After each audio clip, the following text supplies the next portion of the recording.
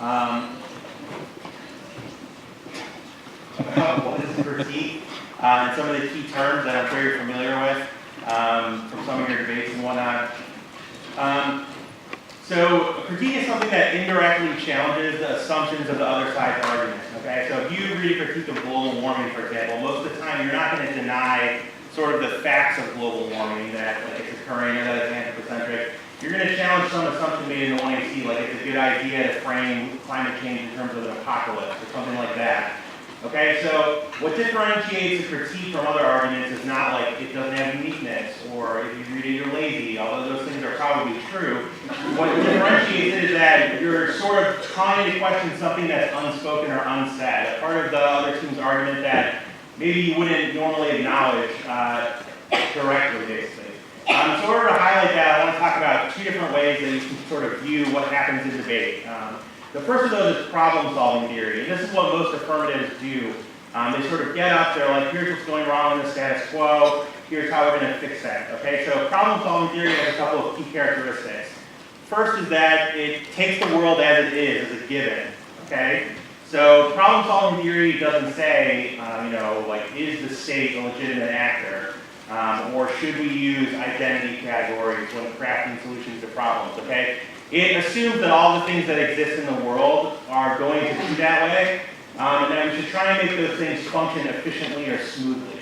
Okay, so policymakers most of the time employ problem-solving theory. They're trying to make things as they currently exist run as well as possible. Okay, so some of you may have looked at like the aquaculture affirmative, for example. The aquaculture affirmative sort of takes as a given that people are going to continue to consume large quantities of fish, and asks, how can we make that process of consumption work more efficiently? Okay, it doesn't call into question things like, is it an acceptable practice to continue eating other life forms, or is it okay to use the environment as a resource? Okay, it assumes all those things as they currently are is the way they're going to be indefinitely into the future, and asks a set of questions about how can we make those characteristics work in their most efficient manner. Okay, critical theory, on the other hand, tries to call into question the existing programmatic action systems, like the state, or like anthropocentrism, or something like that.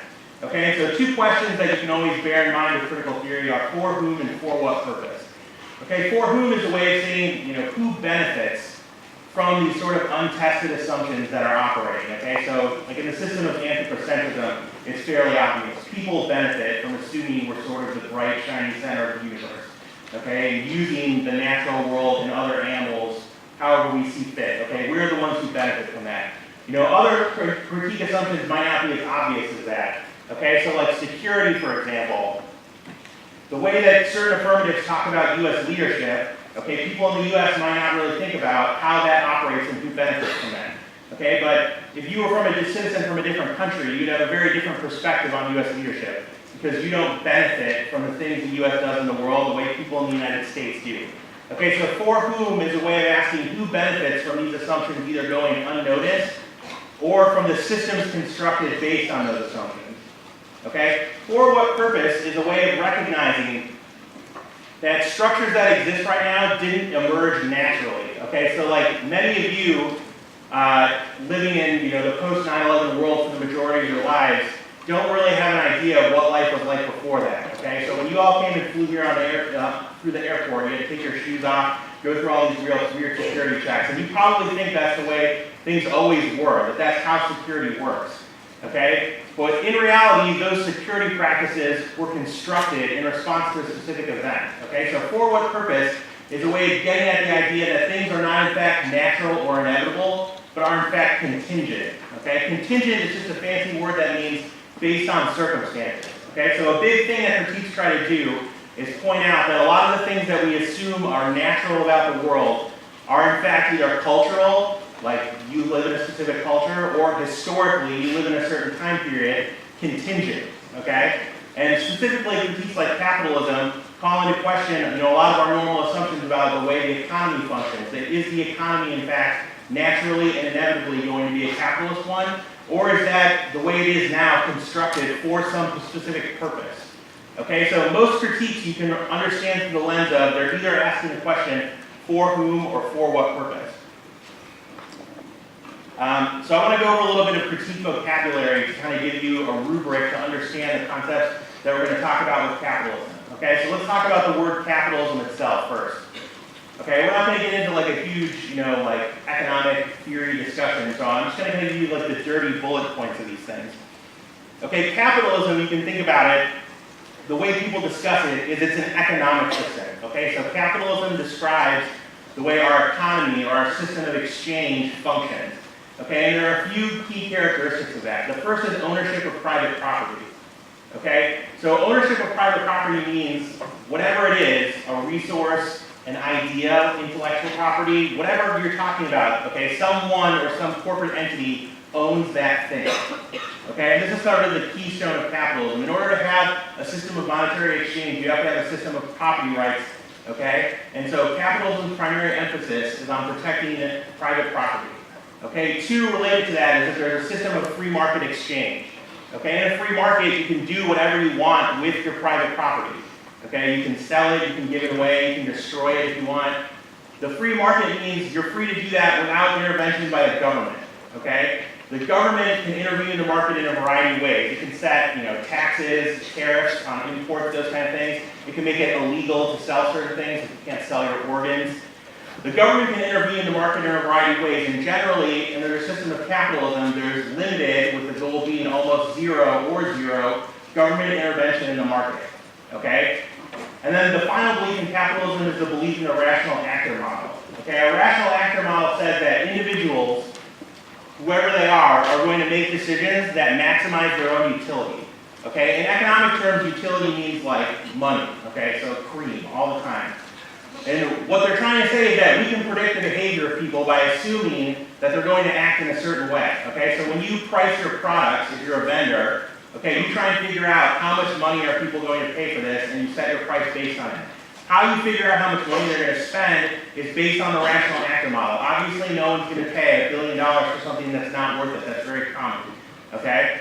So these are the sort of assumptions that people make when they talk about capitalism. So all the evidence that you've read in debates defending capitalism is usually defending one of these things. Okay, so like the capitalist peace hypothesis that says that free markets stop war. Okay, the reason free markets stop war is because people behave rationally, and wars hurt their utility maximization because you can't make as much money when you're fighting someone as you can selling them. Okay, evidence that says capitalism protects the environment assumes that when the environment is a piece of private property, when you own the environment, you'll take better care of it than if the environment was a common resource. Okay, so all the evidence generally that you hear in debates about capitalism from the affirmative defending it is defending one of these assumptions. Okay, and these are the assumptions that are called into question when you read the capitalism critique, or more specifically when you talk about neoliberalism, okay, which is what we're going to talk about next. Okay, so neoliberalism, neo being new, liberalism being the sort of economic theory that, if we have free trade and whatnot, that would be beneficial. Okay, attempts to explain capitalism as it exists in this particular moment. Okay, so we talked about contingency, that things are historically and culturally contingent. Capitalism as an economic system is also historically and culturally contingent. The way we have capitalism as it exists right now is not how it has existed throughout all history. Okay, so like in the 18th, 17th century, capitalism was different. We had a system of mercantilism, whereas now we have a system that more promotes free trade. Okay, so the term neoliberalism is an attempt to recognize that capitalism as it exists right now is not a natural or inevitable economic system. It's a system we have in this particular moment that was shaped by a variety of factors.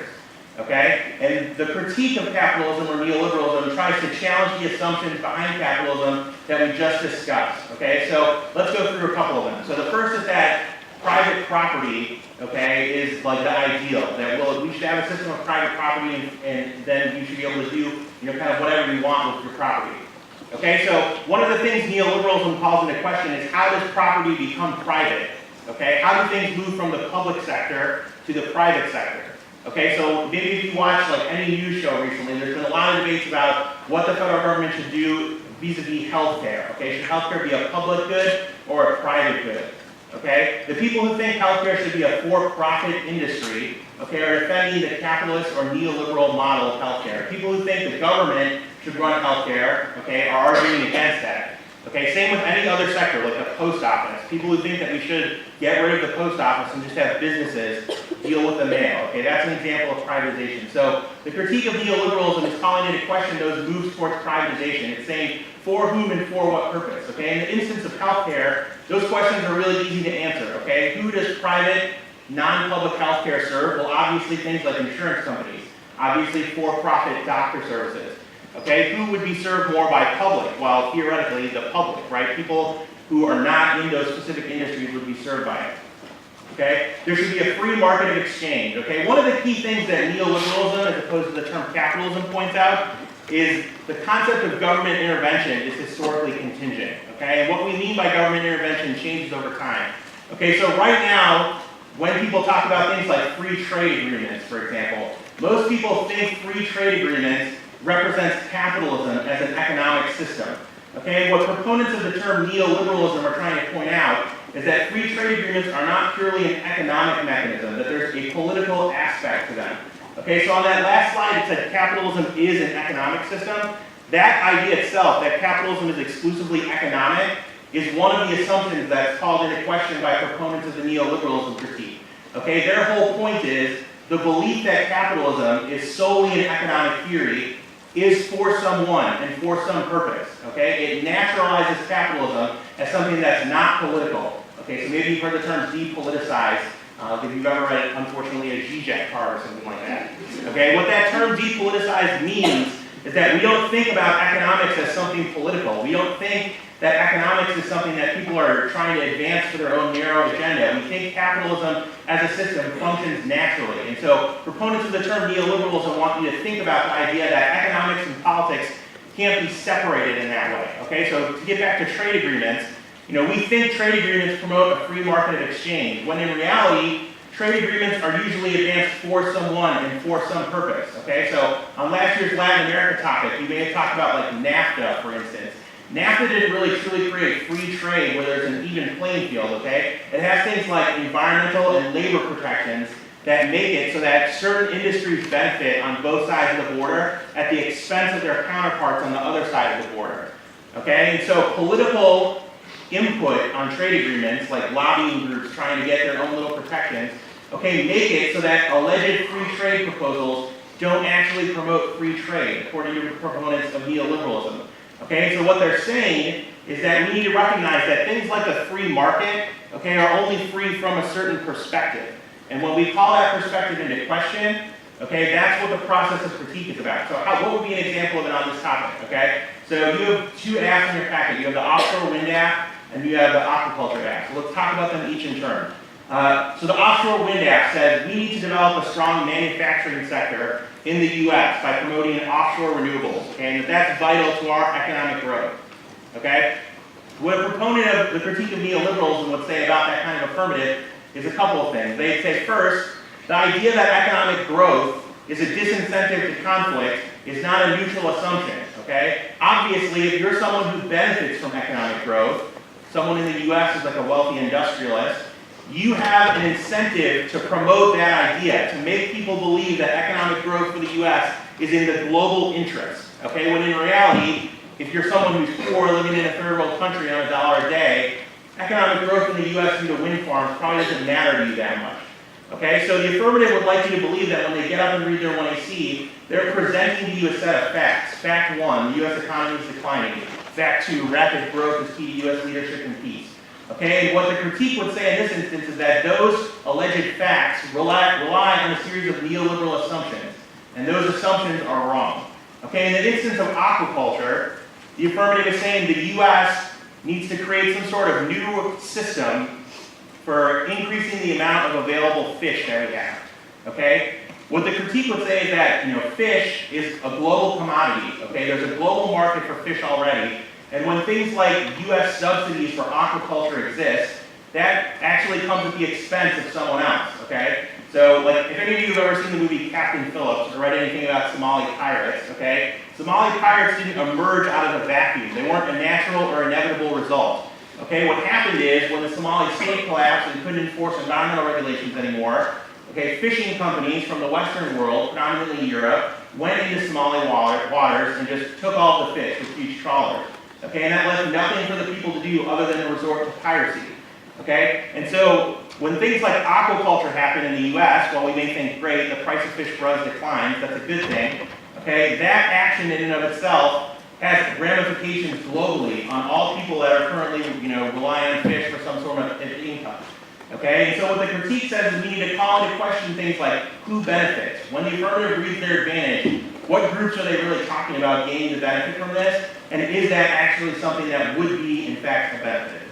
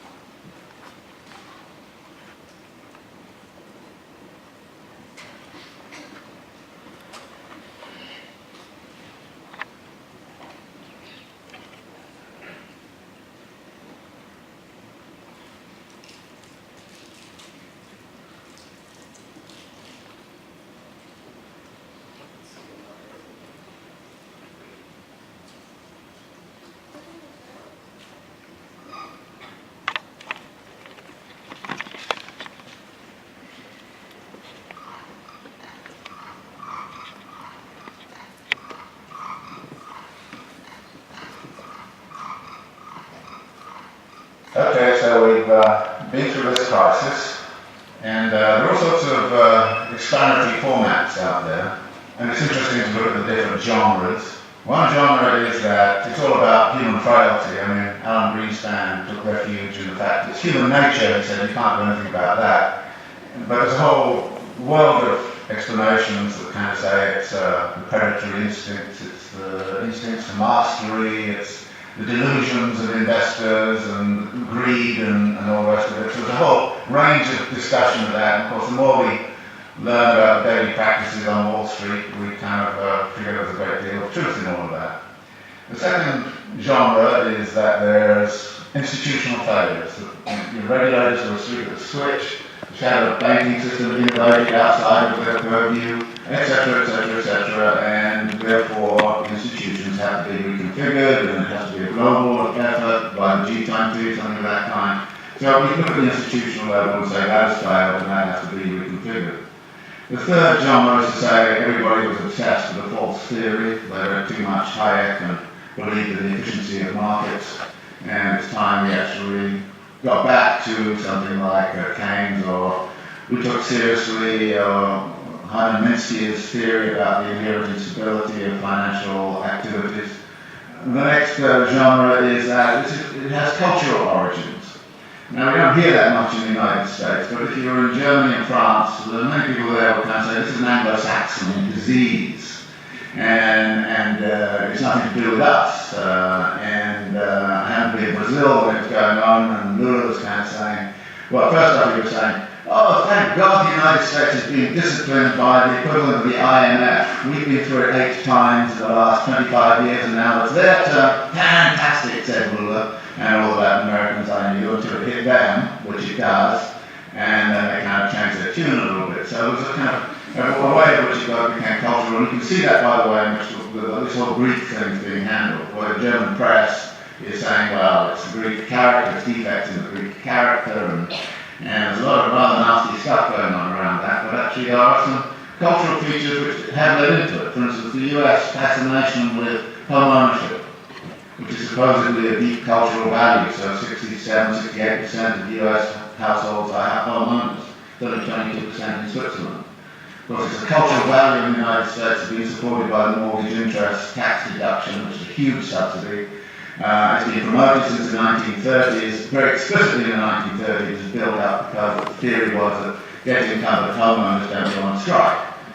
And then there's a kind of notion that there's a failure of policy, and that policy has actually intervened. And there's a funny kind of alliance emerging between the Glenn Beck wing of Fox News and the World Bank, both of whom say the problem is too much regulation of the wrong sort. So there are all of these ways, and all of them have certain truth. And skilled writers will take one or other of those perspectives and build a story and actually write a very plausible kind of story about this. And I thought to myself, well, what kind of plausible story can I write which is none of the above? Which is one of the things I always think to myself. And it's not hard to do, particularly if it comes from a Marxist perspective, because, there aren't many people who try to do this analysis from a Marxist perspective. And I was really clued into this by this thing that happened at the London School of Economics about a year and a half ago when Her Majesty the Queen asked the economists, how come you guys didn't see this thing coming? I shouldn't say it exactly that way, but it's a sentiment. And they got very upset, and then she actually called the Government Bank of England and said, how come you didn't see it coming? And the British Academy put forward got all together, all these economists, and they came up with this fabulous letter to Her Majesty. And it was absolutely astonishing. It said, well, many dedicated people, intelligent, smart, stake their lives working on aspects of this thing very, very seriously. But the one thing we missed was systemic risk. And you say, what? And they went on to talk about politics of denial and all the rest of it. So I thought, well, systemic risk, I can translate it into the Marxian thing. You're talking about the internal contradictions of capital accumulation. And maybe I should write a thing about the internal contradictions of capital accumulation and try to figure out the role of crises in the whole history of capitalism and what's specific and special about the crisis this time around. And there were two ways in which I thought I would do that. One was to sort of look at what's happened since 1970s to now. And the thesis there is that in many ways the form of this current crisis is dictated very much by the way we came out of the last one. That the problem back in the 1970s was excessive power of labour in relationship to capital. But therefore the way out of the crisis last time was the discipline of labour. And we know how that was done. It was done by offshoring, it was done by Thatcher and Reagan, and it was done by neoliberal doctrine, it was done all kinds of different ways. But by 1985 or 86, the labour question had essentially been solved for capital. It had access to all the world's labour supplies. Nobody in this particular instance has cited greedy unions as the root of the crisis. Nobody in this instance is saying it has anything to do with excessive power of labour. If anything, it's the excessive power of capital, and in particular the excessive power of finance capital, which is the root of the problem. Now, how did that happen? Well, we've been since the 1970s in a phase of what we call wage repression, that wages have been remained stagnant. The share of wages in national income right throughout the OECD countries has steadily fallen. It's even steadily fallen in China, of all places. So that there are less and less being paid out in wages. Well, wages turn out to be also the money which buys goods. So if you diminish wages, then there's got a problem where's your demand going to come from? And the answer was, well, get out your credit cards. We'll give everybody credit cards. So we'll overcome, if you like, the problem of effective demand by actually pumping out the credit economy. And American households, British households have all roughly tripled their debt over the last 20, 30 years. And a vast amount of that debt, of course, has been within the housing market. And out of this comes a theory which is very, very important, that capitalism never solves its crisis problems. It moves them around geographically. And what we're seeing right now is a geographical movement of that. Everybody says, well, okay, everything's beginning to recover in the United States, and then Greece goes bang, and then everybody goes, what about the pigs, And it's interesting, you have a finance crisis, which is quite in the financial system. You've sort of half solved that, but at the expense of the sovereign debt crisis. Actually, if you look at the accumulation process of capital, you see a number of limits and a number of barriers, and there's a wonderful language that Marx uses in the Grund research, where he talks about the way in which capital cannot buy a limit. It has to turn it into a barrier which then circumvents or transcends. And then when you look at the accumulation process, you look at where the barriers and limits might lie. And the simple way to look at it is to say, look, a typical circulation process of accumulation goes like this. You start with some money, you go into the market and you buy labour, power, means of production. And you put that means then to work with a given technology and organisational form. You create a commodity which you then sell for the original money plus a profit. Now, you then take part of the profit and you recapitalise it into an expansion for very interesting reasons. There are two things about this. One is there are a number of barrier points in here. How is the money got together in the right place at the right time in the right volume? And that takes financial ingenuity. So the whole history of capitalism has been about financial innovation. And financial innovation has the effect of also empowering the financiers. And the excessive power of the financiers can sometimes, they do get greedy, no question about it. And if you look at financial profits in the United States, they were soaring up in 1990. They go out like this. Profits in manufacturing were coming down like this. And you could see the imbalance in this country. I think the way in which this country has sided with the City of London against British manufacturing since the 1950s onwards has had very serious implications for the economy of this country. You've actually screwed industry in order to keep, financiers happy. Any sensible person right now would join an anti-capitalist organisation. And you have to. Because otherwise we're going to have this the continuation. And notice it's a continuation of all sorts of negative aspects. For instance, the racking up of wealth. You would have thought the crisis would have stopped that. Actually, more billionaires emerged in India last year than ever. They doubled last year. The wealth of the rich, I just read something this morning, in this country has accelerated. Just last year. What happened was that leading hedge fund owners got personal remunerations of $3 billion each in 1 year. Now, I thought it was obscene and insane a few years ago when they got 250 million. But they're now wanting in 3 billion. Now, that's not a world I want to live in, and if you want to live in it, be my guest. I don't see us debating and discussing this. I don't have the solution. I think I know what the nature of the problem is. And unless we're prepared to have a very broad-based discussion that gets away from, the normal kind of problem you get in a political campaign and, everything's going to be okay here next year if you vote for me, it's crap. You should know it's crap and say it is. And we have a duty, it seems to me, those of us who are academics and seriously involved in the world, to actually change our mode of thinking.